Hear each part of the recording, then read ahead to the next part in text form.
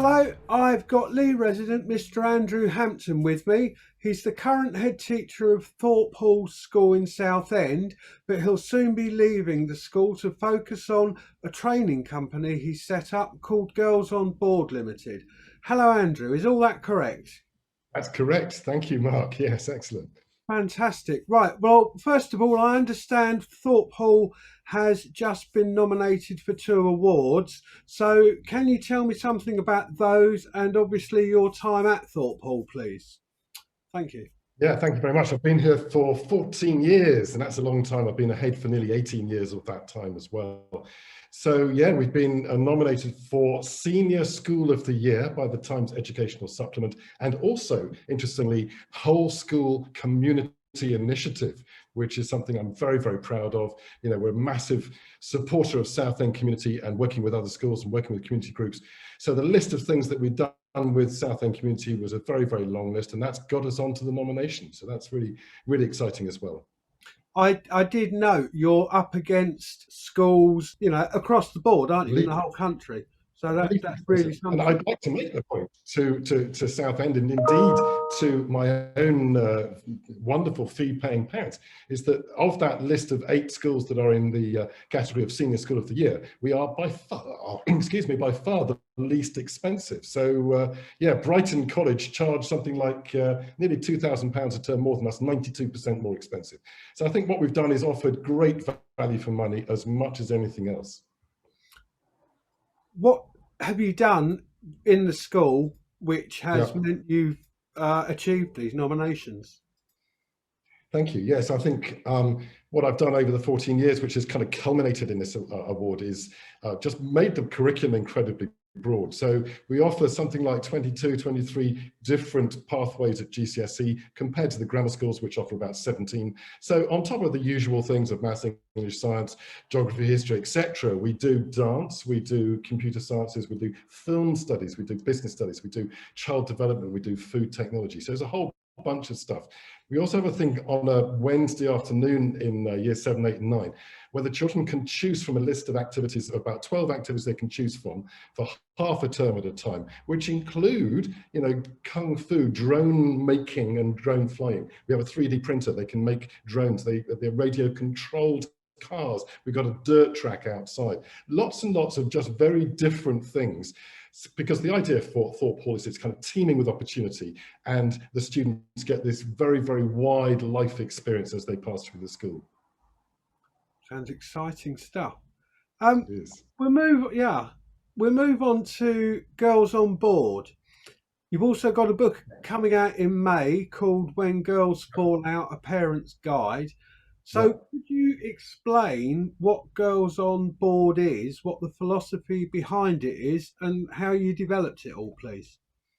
Absolutely. And when I joined the school back in 2007, I found over the following 2 years or so that girls, when they fell out with each other, it was so hard to help them, to support them, to get through this.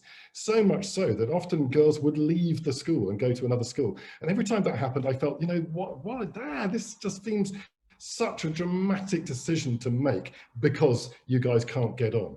So I did some research. I came across an American author called Rosalind Wiseman, who wrote a book called Queen Bees and Wannabes, which was the inspiration for Mean Girls, the movie, which is absolutely brilliant. And working with her ideas, working with my daughter, with my own ideas, I created this kind of school-based way of supporting girls. And in a nutshell, we get the girls together, particularly when there's been some turbulence.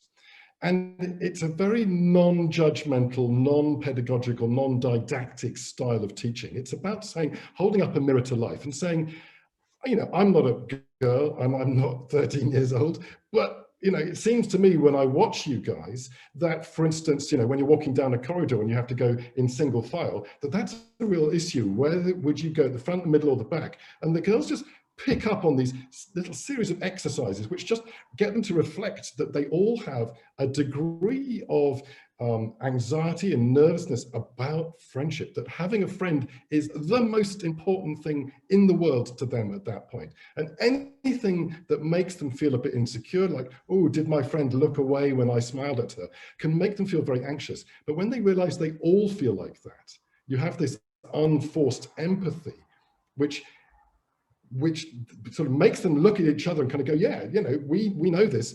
And then I say to them, well, the teacher, the school says to them, but look, you know, and I know that you're the only ones who can solve these turbulence problems.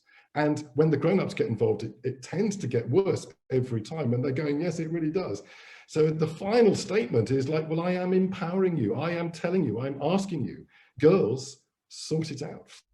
Find the solutions. And they kind of go, oh, you know, okay, we will. And they do. And once that ethos is established, things genuinely start to calm down. And nobody's left the school since then.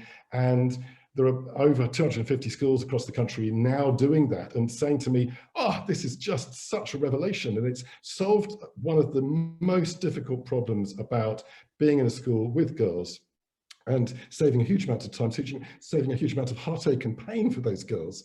And it's just been a great news story all round. And so the book, if I can just talk about that, it's taken a long time to write. I'm writing it with my two daughters, Nami, who's a psychiatrist in her 30s, and Holly, who's just started work as a lawyer in her mid-20s. And they've helped me formulate a parent-facing version of Girls on Board. So what do you do as a parent when your daughter comes home and she's really, really upset and she's struggling to tell you how it is and what happened, and it's all very nuanced and very delicate and very difficult. And as a parent, you're going, but you're so upset and I want to know how and why and what I can do. And there's just such a mismatch of communication at that moment. So the book is really guiding parents through what it's like to be a girl in school, and that sort of incredibly powerful need to have a best friend or a friend, and what to do when things go wrong and how to support your daughter in the best way. Can I just check, is Thorpe Hall a girls only school? It is. No, it's not. No, I didn't. It's not. No. No. It's a co-ed school. Yeah, absolutely. Right. So have you not come across these problems with boys? Boys are different, okay? So when it comes to boys falling out, they tend, I mean, it's not always true, but they tend to just, you know, maybe sulk for a couple of days or a day and just kind of grump around. And then they see a football and they go and play football and it's all kind of over. They just don't seem, I mean, it would be wrong to say that boys don't need a friend. Of course they do. You know, human beings are social animals, but they just don't seem to get locked into the same relentless difficulty as girls do. However, the biggest, you know, speaking as a head teacher, for girls, being a head teacher of girls when they fall out is the biggest problem. So what's the biggest problem for me with boys? The biggest problem is when they reach 13, 14, 15, they just, they disappear down a rabbit hole, don't they? Of kind of grunting and losing motivation and just not wanting to be there, not wanting to smile and just be charming. And you kind of go, where have you gone? Hello, come back, come back. So I've got my own ideas about that. And that very much ties into the whole sexual harassment stuff that we're dealing with in society at the moment, and that amazing website, Everyone's Invited. And it's all focused on year 7. And it's also focused on the idea that a boy of 11 and 12 years old has got a choice about what kind of man they're going to be. What kind of masculinity are they going to adopt? Is it going to be, in my terms, a gentle, supporting, kind, generous kind of masculinity, where we look at each other as boys and men and kind of go, I've got your back, you know, we're going to get this together and I'm going to help you, rather than every time you slip over, I just laugh and poke you. Or you're going to be like that. Are you going to be the kind of harsh, sexualized banter comes into it, and it all just becomes really gritty and horrible? And those boys, you know, they say they're laughing and joking all the time, but they're pretty miserable actually. And I think that's reflected in the fact that as a grown-up, when you kind of go up to a boy and say, hi, how's it going? And they kind of go, you know, and they just grunt at you. And you think, what's happened? Where have you gone? Sorry, you mentioned a website at the beginning just there. Is that something you're also involved with? No, it's not. So just let me explain that. So this has been in the news a lot in the last 2 or 3 weeks. So it's a website launched by a woman in her early 20s who experienced a certain degree of sexual harassment herself, and launched this website called Everyone's Invited. And there are now, I don't know, something like 15,000 testimonies, mostly from girls from school, their memories of school, saying, yeah, when I was at school, this happened to me. And it's a boiler party, or it's a staff member, or it's a man on the bus. And there's just women mostly in their 20s, talking about what it was like when they were at secondary school mostly, saying we had a pretty hard time, and it's been heart ending to read that stuff. It really has. Mhm. Now you mention it, I've clicked what you're talking about. I just the way you were speaking, I wasn't sure whether you were involved in it yourself. I mean, going forward, would you have plans for doing something similar, where with girls on board for boys? Is there some particular reason you focused on girls, and why not both sexes in one? Absolutely. It can't really be both sexes in one because it's a different problem. When I do my boy work, I call it working with boys, and yes, I very much will look to develop that after I've left school. When I do my working with boy programs in year 7, I have the girls in the room because they have lots to say about how they observe the boys are, and I've got lots to say about, you know, the way that the genders relate to each other.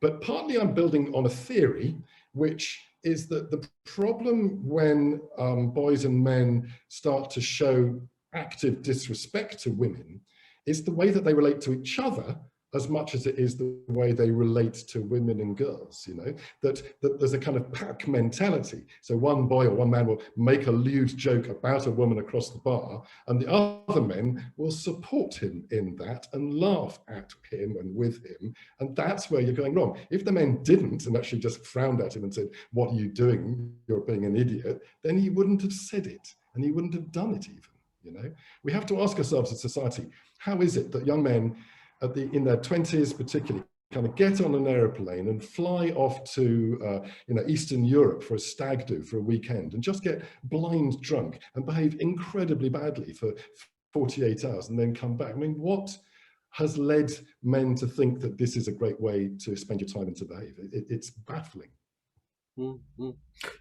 Going back to girls on board, you say there's 250 schools that have already signed up, and you're teaching teachers to teach girls to sort the problems out for themselves. Is that right? That's exactly right. So part of my job, my governors have been very generous in giving me the time to go out to schools half a dozen times a year, and also run an online training opportunity for teachers as well. So yeah, there's several hundred teachers now who have trained, and they're all doing that in their schools. And that's not part of teacher training already? I mean, I don't know about teacher training.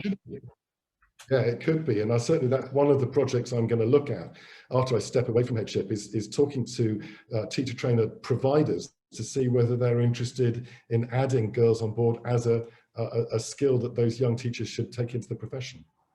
That's fascinating. I think I've covered most of it. Is there anything that you think I've missed, or that you would particularly like to say? Only that, you know, I'm hugely grateful to the Thorpe Hall community for the support they've given me over the years. Excuse me, I'm going to miss them hugely, but I'd like to say, you know, a huge goodbye when it comes to the end of this term. And, you know, I shall miss you, but I'm still around. That's a fantastic point to finish on. Thank you very much indeed.